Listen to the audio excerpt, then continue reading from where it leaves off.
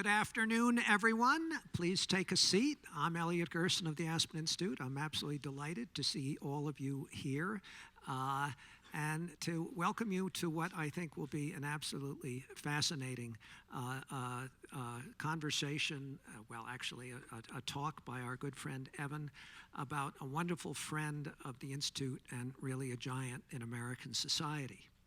To honor Aspen Institute Trustee, Lifetime Trustee. I'm not sure how many of you realize that Sandra Day O'Connor is a Lifetime Trustee of the Aspen Institute, and of course, Associate Justice of the United States Supreme Court. The Justice and Society program of the Aspen Institute launched the Sandra Day O'Connor Conversation in 2017.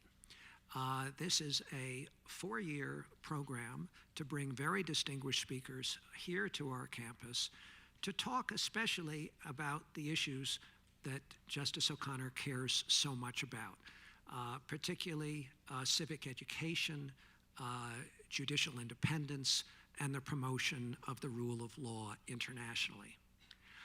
It is now my pleasure to introduce Meryl Chertoff, who is the Executive Director of the Institute's Justice and Society program, one of our longest standing and most distinguished program. It's been here for more than 3 decades.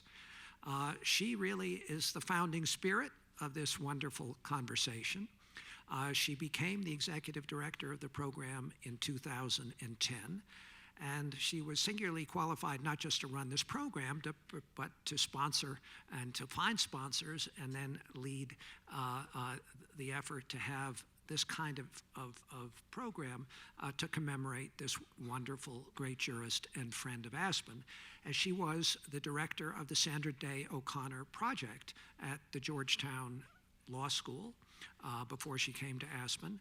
She remains an adjunct professor at the law school. That project, by the way, was one where she worked very closely with Justice O'Connor on issues similar to the ones that are the themes for these conversations, especially the importance of civic education and judicial independence. Meryl remains, as I said, an adjunct professor there, where her specialty is state government. So it is now my pleasure to introduce Meryl Chertoff, who will say perhaps a little bit more about her program and then introduce our wonderful guest. Meryl?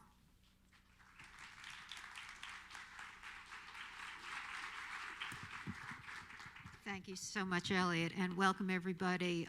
We're sorry that Justice O'Connor isn't able to be here with us today as well, but due to frail health, she's back in Phoenix. I do want to say a few words about the about the Justice and Society program. And I want to acknowledge that we have all of our summer seminar participants here with us. They represent the enterprise we've been engaged in for the last 8 years. They're from all over the country, from Australia and Uganda. Our moderators were selected to ensure differing views.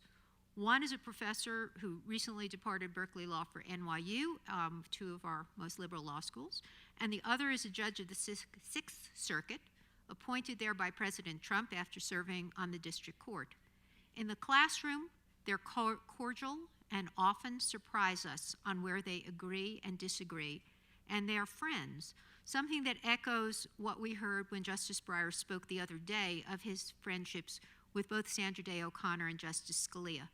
That's the spirit of our enterprise, to find areas of agreement, narrow the areas of disagreement, and make the best arguments we can in those areas that remain in contention, while all the time modeling civility and respect for the dignity and worth of others, even those with whom we disagree.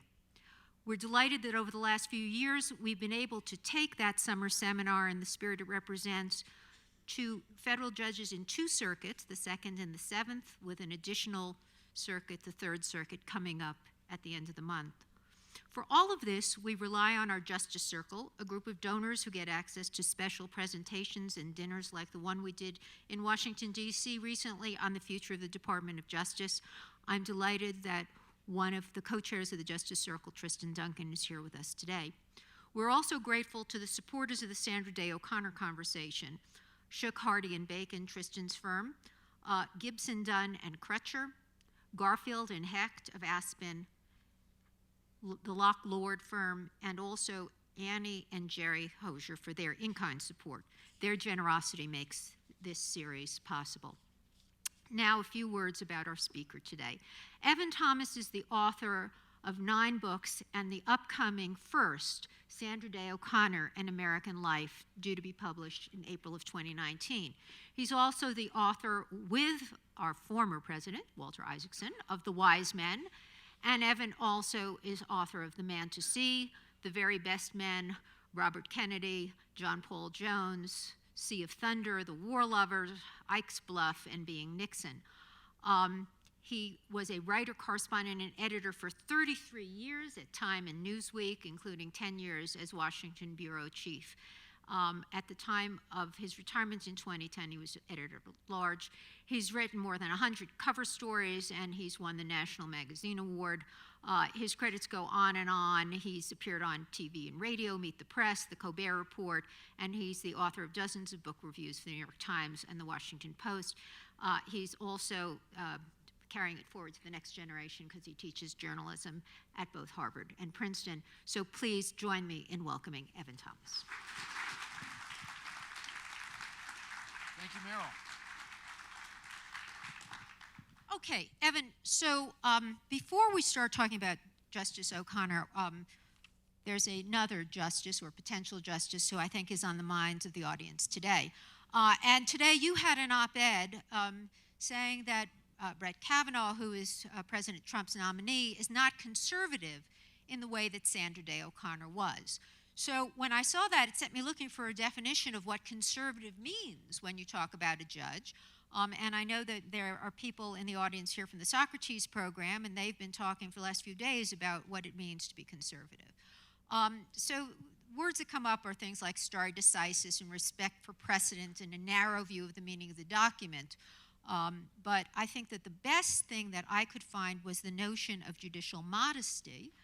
And Justice Roberts says that that means an appreciation that the role of the judge is limited, that a judge is to decide the cases before them. They're not to legislate. They're not to execute the law.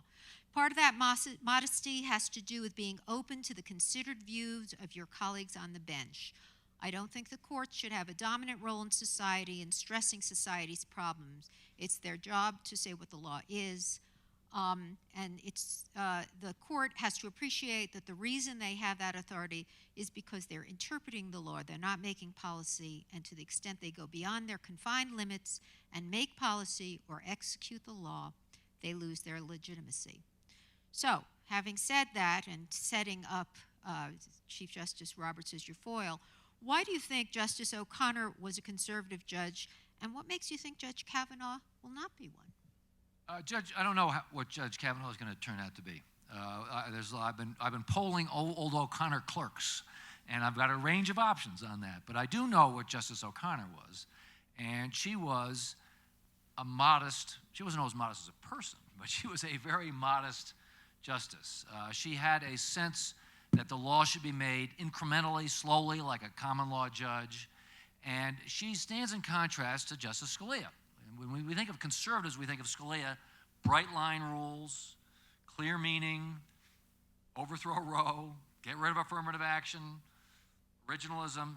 That is not Justice O'Connor. Justice O'Connor was, you do things slowly, carefully, incrementally, because she was keenly sensitive to unintended consequences, to things that could go wrong, to judges who get into social science and medical science without knowing what the hell they're doing. And she was just highly alert to all that. She did not go around talking about Edmund Burke or even Learned Hand, but she did embody Learned Hand's great line, the spirit of liberty is the spirit that's not too sure of itself. She was that way. She personally was sure of herself, but as a justice, she was careful and cautious, and it's that kind of, if you will, Burkean, incremental conservatism that I think that she represents. We'll see how Kavanaugh turns out. He may be very aggressive. He may be more Scalia-like or Thomas-like. He may be more Alito-like. I'm guessing maybe he is, but we don't know. Okay, so let's let's talk about this notion of the justice as a gradualist. So she's sometimes called the swing vote, right? And she hated that, yeah. So why was that? Well, she did. Swing implies that she's fickle and just sort of making it up as she goes along, or she's being opportunistic. And so she didn't like that connotation. But she was in the majority in 330 5-4 cases in 24 years. That's a lot. And 1 year, she only dissented, I think, 4 times. I mean, the press started calling it the O'Connor Court in the 1990s because she had a way of being, in the close cases, in the majority. She wasn't overtly political like Justice Brennan, who would say, Brennan would ask his clerks, what's the most important law? And they would go, what is it? And he would say, five justices is, all you need to get a majority. That's what this is about. She was not that way. She could be political. After all, she'd been Senate Majority Leader in the Arizona Senate, so she had good political instincts, but she was not overtly political that way. Nonetheless, she had a keen instinct about where the middle was and what the country could stand. How far, she was very conscious of the court not getting too far ahead or too far behind where the rest of the country was. She wasn't looking at polls. It wasn't, with her finger in her ear. She's principled, but she is sensitive to what the country can stand. So we're going to come back to a couple of these big themes. I wanted to lay the table a little bit on your view of her. So let's go back over biography a little bit. So Justice O'Connor grew up on the Lazy Bee Ranch and was very influenced by both of her parents, but notably by her father and also by the cowboys on the ranch. How did those male influences in early life shape her? Well, she was tough. I mean, I've written a book about 9 men, and this is the first woman. She's much tougher than all the men I wrote about, in a real way. I mean, a lot of men, in fact, it's stuck in my head. I was interviewing a lobbyist and legislator named Chris Hurstam in Arizona, and he was saying, she was not like the men in the state legislature.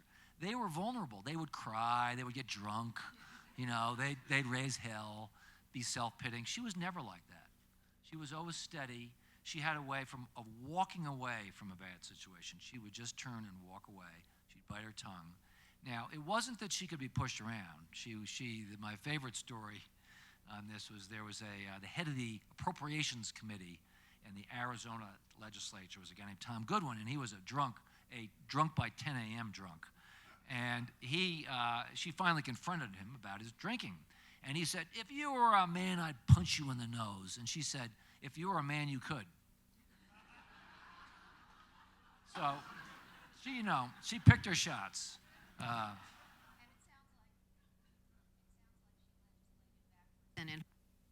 Right. And she never had, she was never self-referential about this. She didn't have to call attention to herself. She just did it. She was non-threatening to males, which made it easier to replace males. And she just had a strong personality. And as you know, if those of you have seen her, she would speak in that clear, enunciating voice. And she could be bossy, that's her word, directive, you might say. She would tell her clerks not to chew gum and, where to sit in the car, and in one case, even how many kids to have. So she had a strong personality, but she knew how to control it.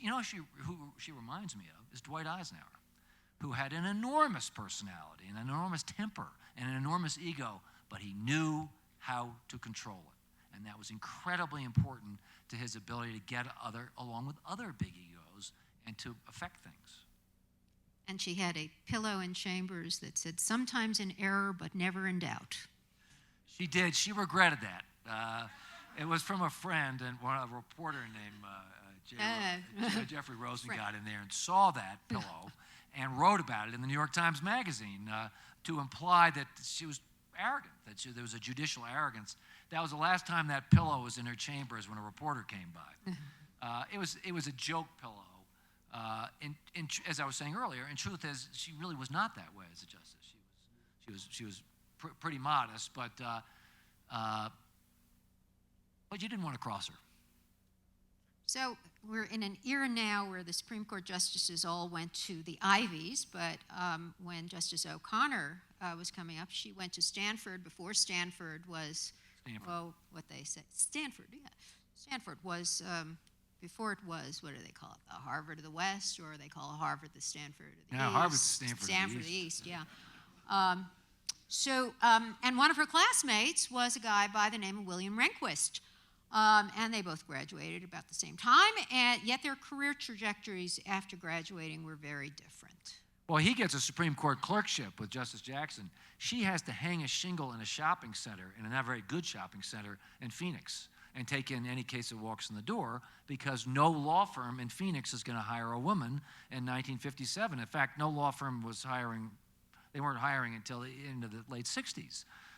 Interestingly, I was amused that at her husband's law firm, Fenimore Craig, the partner who was designated to tell the women that they couldn't get a job was John O'Connor, because it was deemed that he'd be sensitive to it.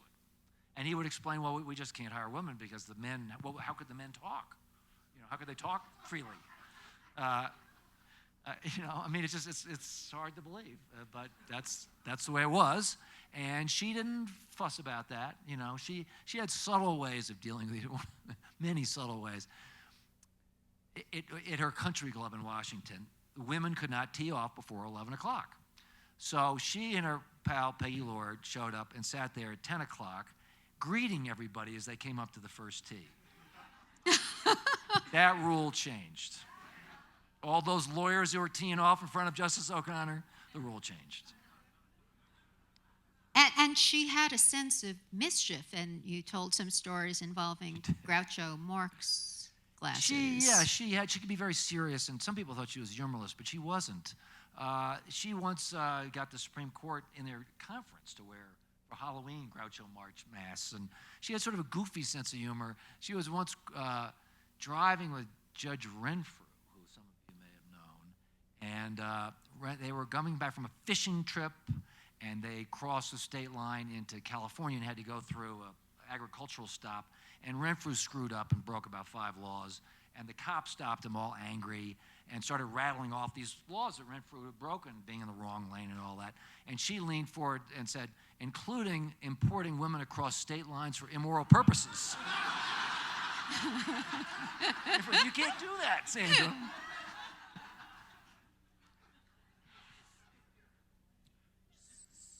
One of the very interesting stories you tell about her time in the legislature was about the ERA and about how she didn't come out strong for the ERA, and she kind of picked her shots, and that was indicative of a kind of feminism that was her feminism, which is a little different than when we talk about feminism today. It's interesting. She introduced the ERA in the Arizona legislature, which was passing state legislatures at the time.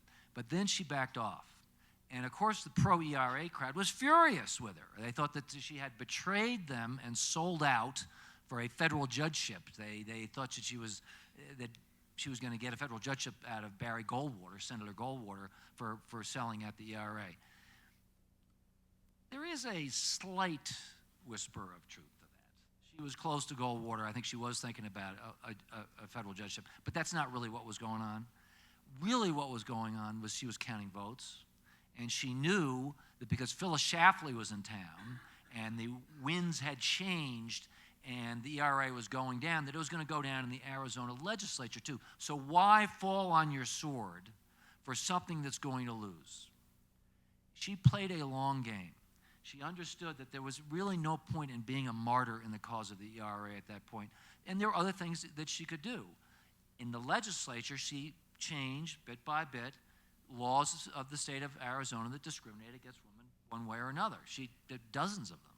And that's not as sweeping as the ERA, but it was nonetheless effective. She also knew what Ruth Ginsburg was up to, of suing under the 14th Amendment, piece by piece, in federal court. There were other ways to get to your goal. And it was also had the effect of not threatening the men. And it was interesting to me that one of the big ERA activists, a woman named Rasmussen, who was furious at her, years later goes to visit Justice O'Connor in her chambers and has lunch and realizes she wouldn't be there if she had made a martyr of herself on the ERA. O'Connor had a way of knowing when to pick her fights, and she was kind of, I mean, it's funny, and she was sort of clunky about it. She would come when she was giving speeches, and she would say, "I come to you with my wedding ring and my bra on." What? What she meant was she was not a bra burner. You know, this is 1970, and it was kind of an odd statement, but she's sending out a signal that she's not some crazy feminist. And therefore, she was able to she was a fantastically successful feminist, the most powerful woman in the world by 1981. And she and Ruth Ginsburg got a lot of work done on the Supreme Court, moving the law, because she's in the room where it happens, instead of, you know, waving her fist at somebody in Arizona. And then she's put on the Arizona court, and maybe that's a way of preventing her from running for office. You want to talk about that a little bit? Well, there's another. Hard to know the truth of these stories. Bruce Babbitt was the governor, and as the story goes, he put her on the Court of Appeals so she wouldn't run against him for governor. Now, there are many denials about this, including pretty strong enough from Hattie Babbitt, but the circumstantial evidence suggests that that's exactly what was going on. And in fact, even Justice O'Connor has sort of winked about that. It's one of these, you know, multiple things. She deserved to be on the court. It was the right thing to do, but it was also politically expedient for Babbitt to get rid of her, because, as O'Connor later said, "I could have taken him." And she probably could have. I want to get to some of the cases, but I want to ask you one other question. So on race, Justice O'Connor's experience on the ranch was with Latino and Latino cowboys, and in Phoenix there were very few African Americans. Yeah.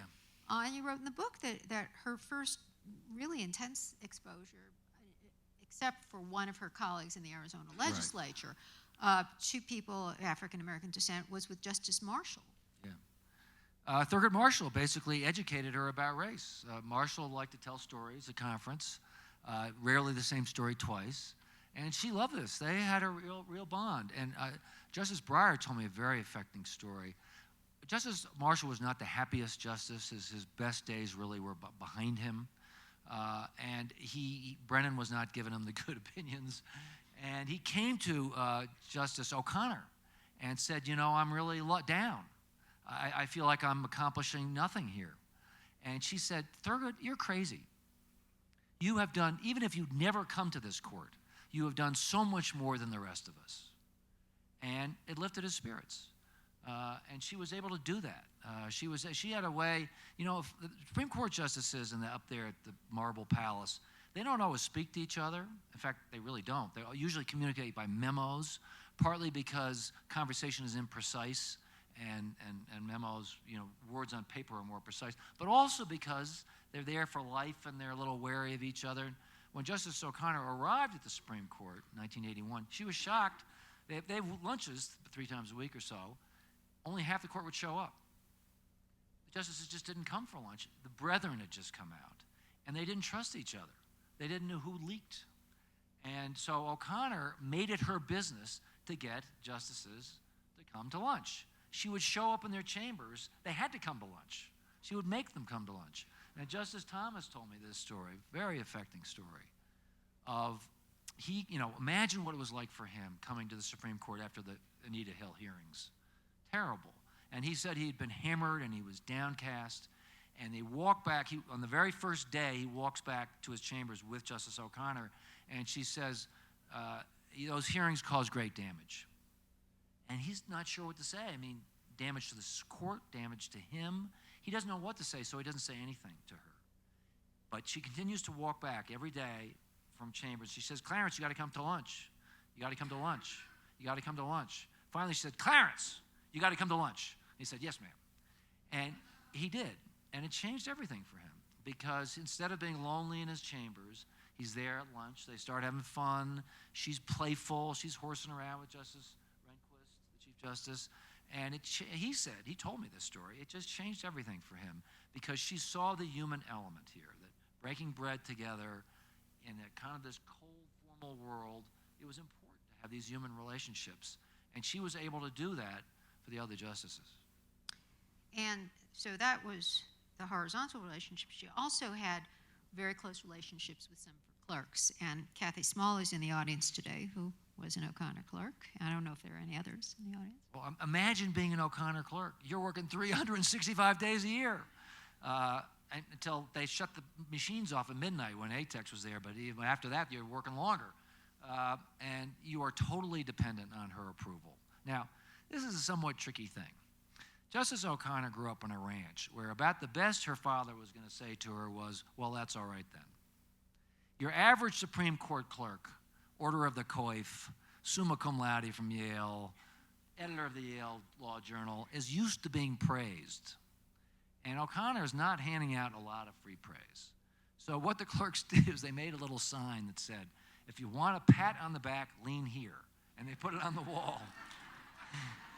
And she was in on the joke. She would take him and she'd walk him up and lean him against the wall. But you know, she was sparing. So there, some of them were scared of her, and some of them never got over being scared of her because she could be a little scary. But almost all of them learned to love her because she was intensely involved in their lives. She cared about them forever. She stayed. You know, they would have children. They would be the justices' grand clerks. She would advise them on their careers.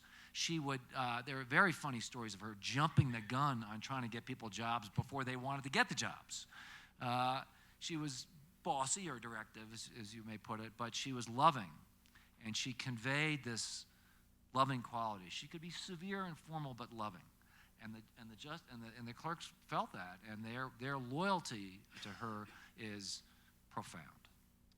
And Tristan reminded me of something that she and I were at together with Justice O'Connor, where the justice was interviewed by one of her law clerks, Gretchen Rubin, who most of you don't know as a lawyer, but know as the author of books about happiness. Gretchen turned the tables and said, Justice, what's your definition of happiness? And the justice said, work worth doing. Work worth doing. She was very much, she wanted to be a role model. I mean, she didn't want to just be a justice as if that wasn't enough. She wanted to be a role model for young women and all women. She traveled all over the country. She went to 50 states, every single one of them. She traveled way more than other justices. She went all over the world. She was involved in human rights. She was involved in Eastern Europe, introducing the rule of law to Eastern Europe. She went to China. She did this kind of thing constantly, and she wanted to be a model and a bridge. She had this corny poem she told about being a bridge, where somebody, a pilgrim, builds a bridge and then doesn't go across it himself, builds a bridge so that others may cross.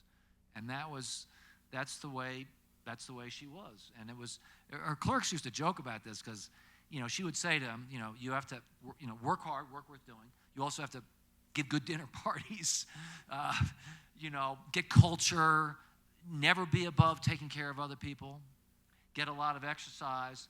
And that was great, but when were you going to do all those things? And they would say, well, you can do that, Justice, but because she was tireless. But can we? But it was an inspiration, and they learned to try. Well, we're going to come back to the aerobics class, but I do want to get into some of the key cases because obviously cases are on our minds now. So the reproductive rights cases, one of the key cases that you talk about is Planned Parenthood against Casey, because that moved the court away from the Roe v. Wade trimester standard to the notion of what were undue burdens. And, you know, popularly, a conservative judge is viewed as one who wants to limit reproductive rights, but the justice was in the plurality in Casey. Susan Estrich and Kathleen Sullivan wrote an article as it was pending called "This Was an Audience of One." She really kind of walked the razor's edge to put together a plurality. You want to tell a little bit about how that happened? Yeah, I mean, you have to do a little bit of the background. She was, when she first came to the court, Harry Blackmun, the author of Roe v. Wade, thought, oh my God, she's going to be a vote to reverse. He was very gloomy about it. And she came close. She didn't like Blackmun's reasoning in Roe v. Wade, partly for the reasons we were talking about earlier. She thought that it was getting as she put it in a note she wrote to herself, it was getting the court into the business of being a medical clinic. The trimester system was getting judges into the business of judging what viability is. She didn't like that analysis, but she did ultimately decide that the Constitution does give women a right to control their reproductive rights, subject to a lot of state limitation, as long as that state limitation wasn't what she called an undue burden on the woman's right to decide. And so what does undue burden mean? Well, that had to be worked out over many cases. But she was a close vote on a number of cases coming up to Casey. She'd already been on the court for 11 years. And it looked like with Kennedy coming on the court, Rehnquist thought that in the conference that he had 5 votes to overturn Roe. And Blackmun was beside himself. He thought it was over. But what happened was Justice O'Connor and Justice Souter got together and went to Justice Kennedy, and they won Kennedy away from the majority to overthrow Roe. And I'm not sure exactly how they did it. Every author likes to be in the room where it happened. On this one, Kennedy wouldn't talk to me because he's writing his own memoirs. I think we'll learn exactly what happened, but basically what happened was, and this was a brave thing for Kennedy, a Catholic who had been pretty much clearly anti-abortion, to switch sides on this. He got together and they formed this plurality to uphold Roe, also uphold the various state limitations on it, but to uphold the basic holding of Roe. And O'Connor's at the center of that. That wouldn't have happened but for O'Connor. And they kicked husband's consent as being a restriction, right? Right. O'Connor generally went along with state restrictions, but one that she did not go along with was the idea that a woman would have to get her husband's consent for it. That was a bridge too far for Justice O'Connor, and so they struck that down. Let's talk a little bit about affirmative action. So, Grutter against Bollinger 1 in 2003 upheld affirmative action at Michigan Law School. And again, O'Connor wrote, and she said that the project of affirmative action was a 25-year project. So Elizabeth Shore in 2005 wrote an article called The O'Connor Project, in which she listed all of the social conditions which would be needed to meet that 25-year goal. We're a little over halfway to the date of 2028, and you've discussed this with Justice O'Connor. Does she think we're getting there? No. 25 years was a Band-Aid she put on. Affirmative action is a very tough issue, and it was for her. She tried to find a middle way between the liberals who just want to preserve it, the conservatives who wanted to get rid of it. She, like her mentor, Justice Powell, who you remember in the Bakke case, came up with this middle road. Essentially, quotas no, but affirmative action yes. She wanted to find a way to preserve limited affirmative action where there was clear proof of discrimination, where it was time limited, as narrow as possible, but to preserve it. Because, being a practical person, she looked around and she saw that if they got rid of affirmative action, say, in law schools, at these top law schools, you would be down to a very small number of African Americans if they're just doing it by test scores. And she believed that law schools were training grounds for leadership, and she thought it was just wrong to have at these top law schools to have essentially very few African Americans there. And so she wanted to find a way to keep those numbers up. However clumsy and hard it was to rationalize it, same thing with the military. She was convinced, and the military wrote a good brief on this, and Grutter, that the military has to look like America, and the officer corps has got to look like America, and that means you got to have a significant, proportionate number. And she, that's just a fact-based, pragmatic decision on her time, on her part, although she was not unmindful of the arguments coming from the conservatives that the Constitution's colorblind, or should be colorblind. She didn't really like affirmative action in a lot of ways. What she didn't like was identity politics. I know this because Kent Severud, who was one of her clerks and was the associate dean at Michigan, took her through the basement of Michigan Law School in the 90s. Michigan had been doing affirmative action for 20 years. And on the wall were all these posters for all these student groups, Hispanic groups and black groups and women's. And O'Connor did not like that. She didn't like people choosing up little teams and just being defined by their identity. She was much more of a mixing bowl, let's all come together, let's do this together kind of person. She was very uncomfortable. She didn't like the so-called black table in the dining hall. She didn't really like the black dorm or the Hispanic dorm or the women's dorm. She didn't like those identity politics. She was uncomfortable. She was made uncomfortable by that. She hoped that in time, society would get beyond that and there would be a greater mixing. But she was stressed by this. She was not, when she was writing the majority in Grutter, she wasn't, oh boy, I get to write the majority, hot dog, or she would say, hot diggity dog. She was not that way at all. She was, oh help. I really don't. I'm stuck in this position. I got to find a way. She did find a way, but she didn't love it. So one more case, because we know that Judge Kavanaugh served in the Bush administration and has a view of strong executive powers. And Justice O'Connor wrote in the Hamdi case about the powers of the president during war, and one of her great phrases, and she wasn't a big phrase maker, was that war does not provide a blank check to the executive. Yeah, I mean, she was not a phrase maker. You can read her opinions, and I have. Boy, are they boring. She would, if her clerks actually put something interesting in an opinion, she'd take it out. She did that for a purpose. I mean, she wanted them to be highly functional, fact-based. She didn't like rhetorical flourishes. This is actually a funny story. Justice Kennedy did like rhetorical flourishes.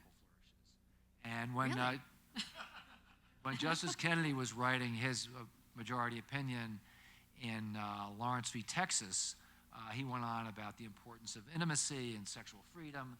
And O'Connor looked at Kennedy's draft opinion and she said, this paragraph about the joy of sex has got to come out. So in a rare case of turning a phrase, she said in the Hamdi case that state of war is not a blank check for the executive. And although she was cognizant of the importance of having a strong executive during a state of war, it wasn't limitless. You couldn't just lock the door and throw away the key for these prisoners in the war on terror. And so she tried to find, and did find, a middle way there to give them not the full rights of a normal prisoner of war, but some rights. And that's classic O'Connor, trying to pick her way through a very difficult issue, to try to find a middle way, a common sense. She's a very commonsensical person, a middle way. And she was good at that, which is one reason why she was such a successful justice for so many years. And in line with the rule of law, and to his credit, President Bush of those cases said he didn't like the court's decisions, but he was going to follow them. And this is so, I mean, if ever there was a believer in the rule of law, it's Justice O'Connor, or in the importance that we all understand the rule of law. As you know, she's been this great supporter of iCivics, which this is classic Justice O'Connor. Merrill was involved in this. She could talk about it better than me. But Justice O'Connor, after she left the court, was looking for a role, and great believer in the independence of the judiciary, but there was an even deeper problem that people didn't even understand why we need an independent judiciary. Not only do we need one, but people didn't know why we needed one. And so she embarked on civic education, and she's flexible enough, even though she couldn't do her own email, she hated video games. She was persuaded the way you reach your basic middle schooler is through a video game. So they created these video games to teach kids civics. And now about, I think, 5 million middle schoolers a year play some game that teaches you how a bill passes Congress, or what the First Amendment's all about, or how much power the executive should have in time of war. Great little teaching tools for kids who otherwise wouldn't know anything about it. And it's just a wonderful legacy for Justice O'Connor that she was able to do this. And she has gone all around the country, keeping an unbelievable schedule, and in her post-court years, a lot of it has been for iCivics. She's relentless and indefatigable in a way that nobody else is. There is a tragic story behind this, which you know. One of the great stories of her life is her marriage. She had a wonderful marriage. And think about this. It's not that easy. For John O'Connor, is a very successful lawyer in Phoenix, going to be managing partner in his law firm. He's the head of 2 hospitals. He's out of the Rotary. All of a sudden, he's got to move to Washington, and he's going to be second fiddle. He knows that. She's going to be sitting with the president or the prime minister. He's going to be sitting next to the kitchen, and he knows that. But he does it cheerfully, and he puts up with it. And she, sensitive to that. One reason why they went out so much, why they were such socialites, was she knew that John O'Connor needed a chance to shine, to be the social animal, to dance, to show off, to flirt. And she did that for him. Even though she had to read 1,500 pages a night of legal briefs, they went out almost every night so that he could shine. And she did that for him. And then when he got sick, when he got Alzheimer's, which was a crushing thing for him, she cared for him for as long as she could. She brought him to her chambers and took care of him. She finally quit the court for him. Even though she was 75, she had good years left. She quit, and she was overt about it. He sacrificed for me, and now I am going to sacrifice for him. I'm quitting the court to take care of him. But within 6 months of her leaving the court, he couldn't recognize her. And as you all know, he formed what they call in Alzheimer's a mistaken attachment. He had a girlfriend in his nursing home, and it's very common for Alzheimer's patients. And she was great about it. I mean, she said she's happy for him. And in a way, she was. He had been depressed, and now he was not depressed. But of course it was hard for her. She loved this guy from the bottom of her heart. This was a no fooling around, all the way, great love. And now she would go to the nursing home, and he'd be holding hands with the girl, and she would sit down and take his other hand. But it was hard for her. And one of the ways she dealt with it, this is a long story, is by traveling relentlessly. And I was remembering that Teddy Roosevelt's mother and wife died on the same night. Wife in childbirth, mom of typhoid. And Teddy Roosevelt said that black care cannot follow after a rider whose pace is fast enough. That was Justice O'Connor, outrunning black care. She would race, she flew economy, carried her own bags, did 5 events a city, just was relentless, always moving forward, never looking back, outrunning her black care. And, of course, she couldn't really, but she sure tried. And was known everywhere she went. Everybody wanted to come up to her and to shake her hand or to have a photo taken with her. And I'll tell one. So I was at an event in Washington, D.C., and I was speaking with the director of a Chinese museum. And Sandra Day O'Connor comes through the door, and through the translator, he says, "That's Sandra Day O'Connor. She's revered in my country." And he disappears. He's gone. When she went to I can't remember. I can't remember which Chinese premier this was. But she was proud. He didn't want to see Scalia. He wanted to see her. And she had a private audience with him. And she would ask him, she'd braid him, how's the rule of law coming in China? Yeah, so for your book, Evan, you interviewed 95 law clerks. I did. And so of all the stories you heard, which one surprised you the most? I hate that question. Yeah. Sorry, standard question. There's just stories that amuse me. She would take her clerks on these outings. You had to go on outings with her. And it didn't matter if it was sleeting out, you were going on this outing to look at the cherry blossoms. And one of her clerks said, it wasn't about going and smelling the roses. It was about studying the roses and being a better rose smeller and racing from rose to rose.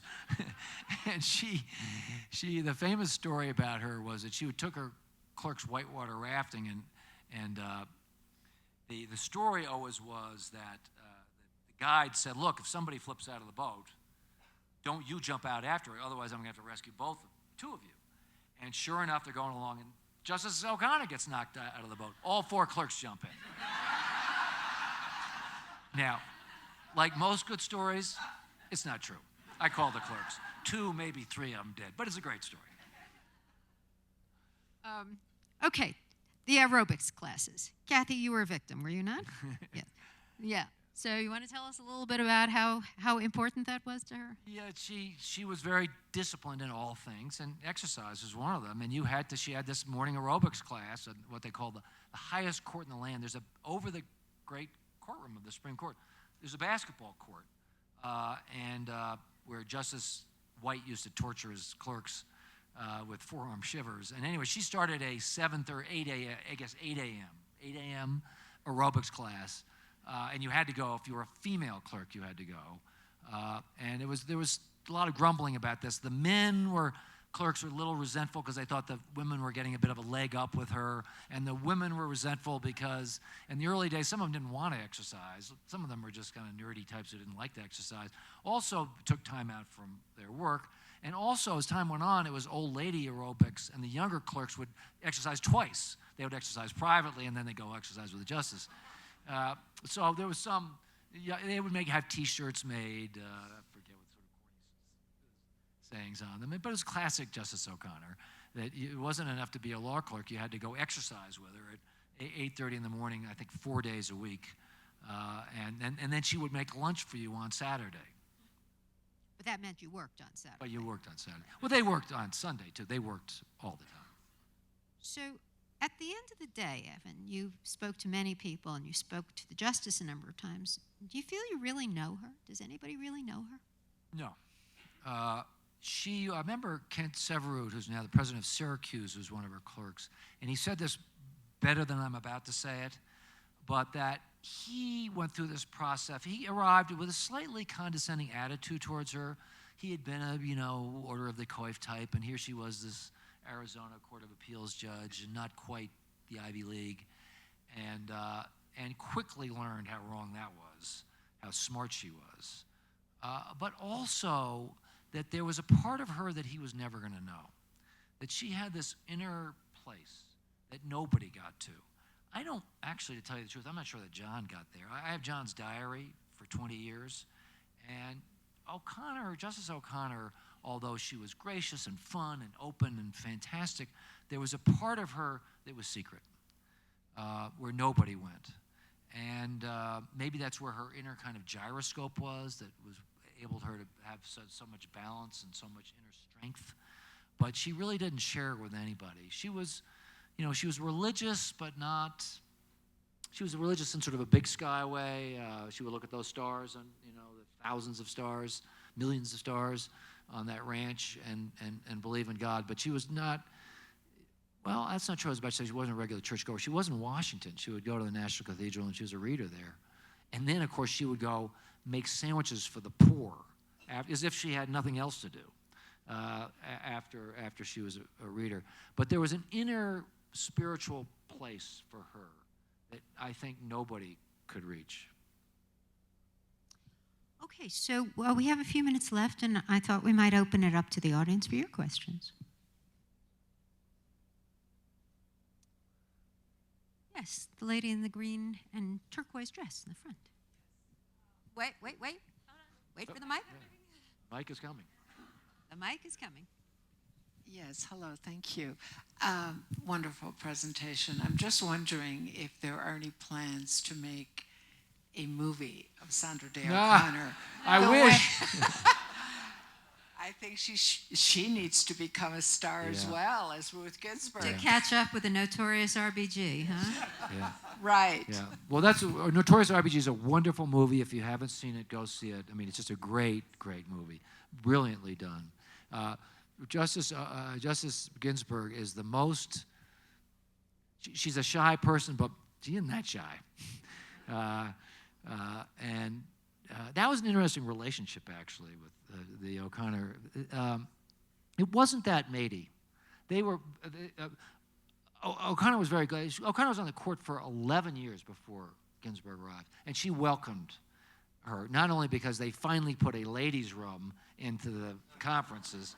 And before that, O'Connor had to go down the hall like in the movies to go to the bathroom, and because they worked for some of the same things, and she just was glad to have a female. But Justice Ginsburg told me not once did Justice O'Connor go to her chambers in all those years. The Supreme Court is not a warm and fuzzy place, and they weren't really they were not close friends. There's a funny story. Ginsburg crashed her car into Justice O'Connor's car because she was so nervous about not hitting Justice Scalia's car. And she was a bad driver. She didn't learn to drive until she was like 40. And so she crashes into, and it was the second time she'd done it. And so she goes to Justice O'Connor's chambers and says, "Oh, Sandra, I've done a terrible thing." And O'Connor said, "Ruth, you never do anything terrible." And she said, "Yes, I've crashed into your car." And O'Connor said, "My car just got out of the shop." So yeah, they should make a movie about O'Connor. And on a somewhat more serious note, O'Connor counseled Justice Ginsburg because both suffered breast cancer. Yes, one of the very dramatic stories is Justice O'Connor had breast cancer, stage 2. I mean, she was told 50-50 chance of survival. And the only time the toughest person I've ever met did really collapse. And we know this from John's diary. She thought she was a goner, and she, for a day, said, "Okay, no chemo, I'm just going to die." So uncharacteristic, so totally non-Sandra O'Connor, but it happened. I'm not sure why. This only lasted for a day or two, and then she was fierce again, going to aerobics. She did not miss an oral argument. She scheduled chemo on Friday so she could be sick on the weekends, so she could be ready for oral argument. She's back at the waltz group, her dance group, within 10 days after major surgery. I mean, she was a tank. But for a couple of days, she thought she was dead, and she gave up for just those 2 days. So when Justice Ginsburg got cancer, Justice O'Connor guided her and told her when to take your chemo and who to talk to and how to deal with it, and just was a great, resource for her. Warren. The cases that you and Meryl have discussed do not feel in 2018 as, back to Meryl's first question, conservative. Right. And can you talk about some more what we would consider conservative opinions, the Second Amendment, the Fourth Amendment, or even conservatives have now embraced the First Amendment in Citizens United, what her thoughts may have been there? She was on this. She hated Citizens United. In fact, she regretted, we were talking about this, she was not one to express regret, ever. But she did regret one case where she voted with the First Amendment types on a campaign spending case that was later cited in Citizens United, and she regretted. Republican Party of Minnesota against White. Okay, Republican Party. I'm glad that you remember the name of the case. That was the whole civics. A rare, in fact, singular example of her expressing regret over a decision. So she was a mixed bag on the First Amendment generally, but she sure didn't like Citizens United. She would not have voted, I don't think, on Heller. I don't think she would have voted with Thomas and that crowd. I mean, her conservatism, as I was saying at the beginning, was not a bright line, rule-based, original. She not an originalist. She was something quite different. She was a common law judge who believed in. There's a debate, not to get into the weeds here, but what the lawyers call rules and standards. She was on the standard side. You have these sort of general standards to give judges flexibility, and litigants and judges didn't always like this because they didn't know what the law was. They kind of liked being told what the law was. But it was to be flexible for changing circumstances. For Justice O'Connor, context was everything. The facts, context, circumstance. She didn't like to be bound by strict rules. Yes, gentlemen in the center. A question. Your description of her is that she is very full of political, philosophical, if you will, beliefs, and yet she is also a strong believer in the rule of law. Can you describe how she reconciled those two positions, to the extent you know? I'm not sure. I'm not quite sure what your question is. How she reconciled the rule of law is, she was a complete believer in the idea that that we're a government of laws and not men, and that people have to obey the law, and it's not just what some leader says it is, it's what the law says it is. So she certainly subscribed to that. When it came to interpreting the law, she was not an originalist. She didn't believe in the literal meaning because she believed that, as Oliver Wendell Holmes said, that you have to take into account the felt necessities of the time. She wasn't a living constitutionalist, but she believed that the Constitution did evolve over time and had to be interpreted accordingly to make sense as circumstances evolved and a society evolved.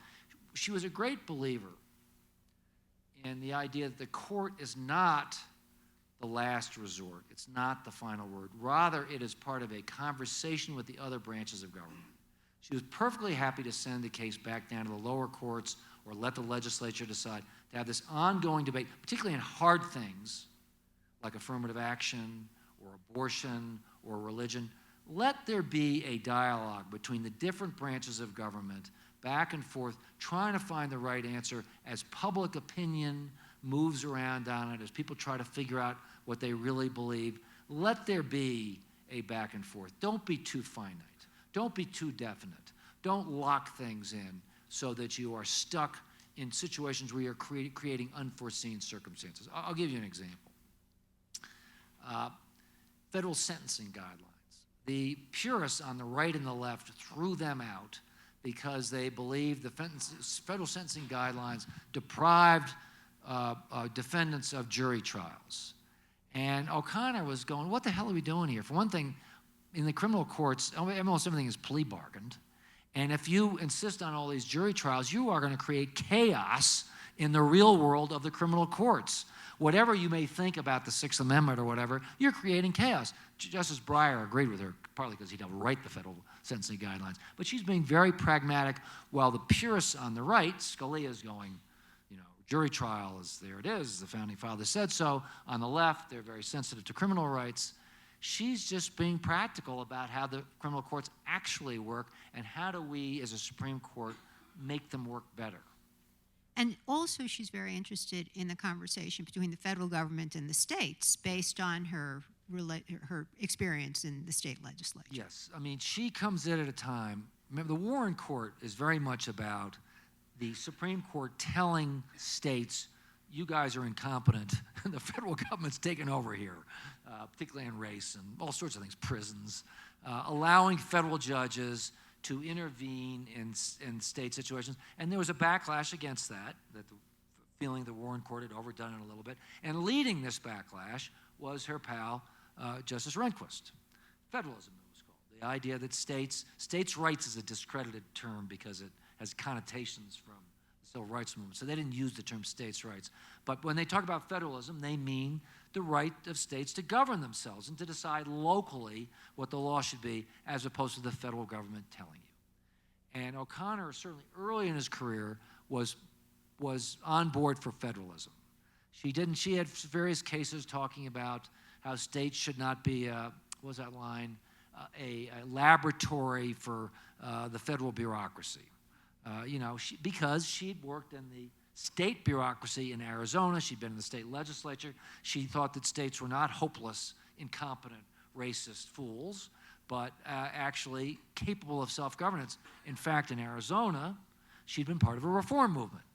In the early 60s, state government in Arizona was pretty terrible. But by the late 60s, it was cleaning itself up. And to be a Goldwater Republican in Arizona was not what we think of extremism in the defense of liberties and no vice. It was to be part of a reform movement that was cleaning up corruption, democratic corruption. Arizona had been a one-party state and corrupt Democrats. The Republicans were cleaning it up. And so she saw that states could actually clean themselves up and do good things. She'd been part of the cleanup process. So she was basically a believer in federalism, although not always. So that's food for thought going forward, right? Okay, last question, person in the back. Thank you. I think it's important to remember with regard to Citizens United that it's also a case based on the Equal Protection Clause. More specifically, there was a part of McCain-Feingold, which was the legislation under review that exempted media companies from the prohibition so that your old employer, for instance, could spend as much money as it wanted expressing its political view. And Justice Kennedy leaned heavily on that in his opinion. Yeah, I mean, I don't know enough about the case. My guess, what I do know, is that Justice O'Connor thought it was wrongly decided and was not shy about saying so. One more. And yes, the person that Stuart had been sitting next to.